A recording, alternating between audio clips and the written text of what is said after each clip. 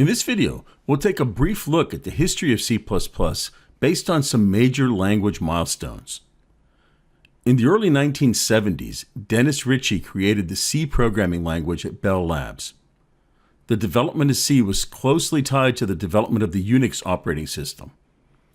In 1979, Bjarne Stroustrup started working on what became C++. He initially called it C with classes. His idea was to add to C object-oriented features that he knew from a language called Simula. In 1983, the name was changed to C++, and the first commercial release was in 1989. In 1998, the C++ Standards Committee published the first C++ standard, informally known as C++ 98. Multiple issues with C++ 98 were addressed, and the C++ 03 standard was released. Then in mid-2011, the C++ 11 standard was released, and then after that, C++ 14 and C++ 17. As you can see, C++ has been around for quite some time. Notice that I've bolded and italicized the last three standards. These standards are sort of a renaissance for C++ that changed the language going forward. These changes are what modern C++ is all about.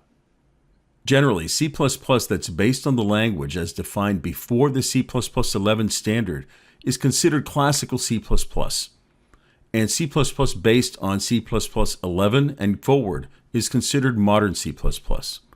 That's fine, but what does that mean?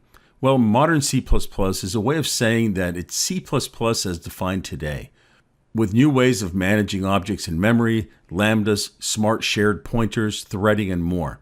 These terms may not mean anything to you yet, but modern C++ feels like a new programming language when compared to classical C++. In fact, Bjarne Stroustrup described modern C++ as a new language, one with modern abstractions for ease of use and power.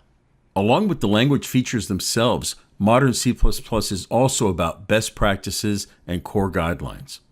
In this course, we'll be using modern C++. As we go through the course, I'll sometimes mention that this feature was introduced in C++ 11 or C++ 14 and so forth. I'll do that for a few reasons, but the most important is so that you know where to look for this feature as your C++ studies continue after you finish this course. I'll also show you best practices and gotchas that you should be aware of. If you're new to programming, you may be wondering how all this works. After all, it sometimes seems like magic. How can we get a computer to do what we want it to do using a programming language? Let's see in the next video.